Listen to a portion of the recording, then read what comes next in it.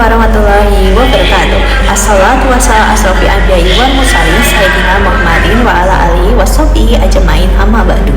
Segala puji bagi Allah Tuhan semesta alam yang telah mempertemukan kita dalam keadaan sehat dan walafiat serta memberi kita waktu untuk saling berbagi ilmu. Tak lupa salawat serta salam kita haturkan kepada baginda Rasulullah SAW yang kita tunggu syafaatnya di hari akhir nanti. Teman-teman semua, kita selalu melaksanakan puasa di bulan Ramadan setiap tahunnya. Namun, kita seringkali melupakan sunnah-sunnah yang sebenarnya ringan dan sering kita lupakan terutama pada saat sahur dan pada saat berbuka. Kali ini, aku, Aira Nikayatri dari kelas 11-1 Umar bin Abdul Aziz atau biasa dipanggil Ayah akan menjelaskan dan memberi contoh tentang 3 amalan sunnah yang sering sekali dilupakan untuk dilaksanakan pada waktu sahur dan pada waktu subuh. Pada waktu sahur dan pada waktu berbuka puasa. Sahur itu sering sekali kita anggap sebagai sekedar makan sebelum puasa. Bahkan ada yang sahur terlalu awal lalu tidur sampai dengan subuh. Seperti contohnya, dia itu tidur pada jam 9 malam dan dia sudah makan. Maka sebelum subuh dia tidak perlu makan lagi. Padahal Rasulullah SAW itu menjelaskan dan melakukan hal yang berbeda. Anas bin Malik menceritakan bahwa Rasulullah SAW selalu mengakhirkan sahurnya mendekati waktu subuh dan jarak antara sahur beliau dengan azan subuh itu hanya sekitar beberapa ayat saja, sehingga hanya sekitar 1,5 menitan saja. Dan ini menunjukkan bahwa sahurnya itu bukan sekedar makan, tapi ibadah yang penuh keberkahan. Dan Rasulullah SAW itu bersabda bahwa dalam sahur itu terdapat keberkahan bahkan meskipun hanya dengan seteguk air saja.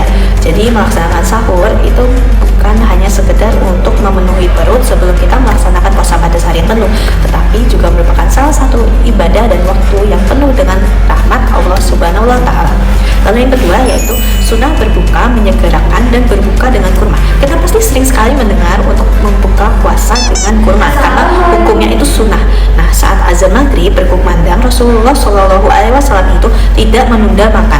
Beliau itu langsung berbuka dengan beberapa butir kurma, dan jika tidak ada kurma maka beliau itu akan berbuka dengan air, bahkan jika hanya itu seteguk air saja. Dan Anas bin Malik itu meriwayatkan bahwa Rasulullah SAW itu berbuka terlebih dahulu sebelum menunaikan sholat maghrib.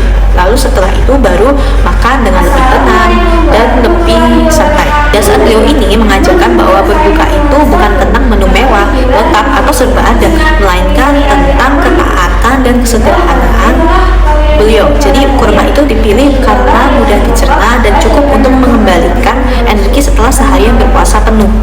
Jadi itulah alasan kenapa kurma itu terdengar seperti sunnah ketika berbuka puasa. Dan para sahabat itu mengikuti kebiasaan beliau sebagai bentuk ketaatan kepada sunnah Nabi Muhammad SAW. Namun saat ini seringkali berbuka itu justru ditunda-tunda karena menunggu makanan lengkap atau mau berfoto-foto dulu seperti itu.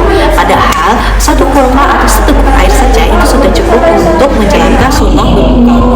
Lalu yang ketiga atau terakhir yang akan aku beritahu adalah Rasulullah SAW itu bersabda bahwa doa orang yang berpuasa ketika berbuka itu adalah doa yang tidak tertolak atau termasuk doa yang mustajab. Jadi doa-doa mustajab itu ada 3 guys, yaitu dari orang tua ke anak, doa orang berpuasa, dan doa orang yang musafir. Nah itu waktu berbuka itu menjadi momen yang sangat istimewa untuk berdoa.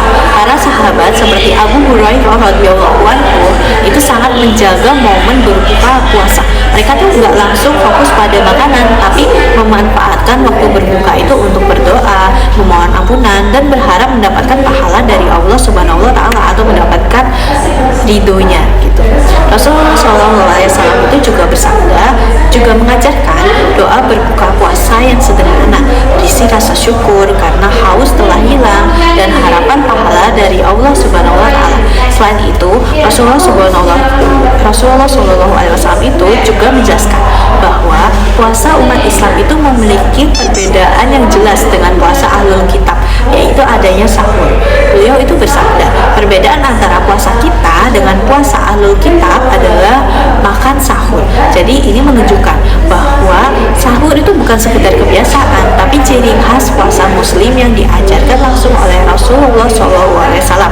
Dan puasa dalam Islam itu tidak hanya menahan lapar, haus maupun dahaga, tetapi dimulai dengan sahur sebagai bentuk ibadah dan ketaatan pada Allah Subhanahu wa taala.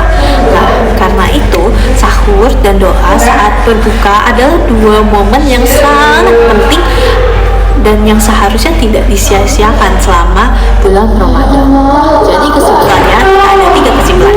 Yang pertama, 1. Sahur itu diutamakan karena untuk menguatkan puasa dan menata niat. Jadi sahur bukan sekedar untuk mengenyangkan perut atau menyiapkan energi untuk seharian penuh, tapi juga untuk menguatkan puasa dan menata niat. Dan dianjurkan sekali untuk sahur mendekati waktu subuh walau hanya seteguk air saja, karena sahur itu bukan untuk memenuhi perut saja tadi ya. Sahur merupakan salah satu ibadah yang terlihat ringan dan penuh berkah. Lalu yang kedua yaitu berbuka dengan kurma, dilakukan untuk menyegerakan berbuka atau tidak menunda-nunda berbuka. Dan sebutir kurma itu dipilih karena mudah dicerna dan dapat mengembalikan energi setelah berpuasa seharian penuh. Lalu yang ketiga, doa orang yang berpuasa itu ketika berbuka adalah doa yang tidak tertolak. Dan pembeda puasa antara umat Islam dengan ahlul kitab-kitab yang lain adalah waktu makan sahur. Dan sekian dari saya, wallahu a'lam bishawab. Maaf bila ada salah kata. Wassalamualaikum warahmatullahi wabarakatuh. Dadah.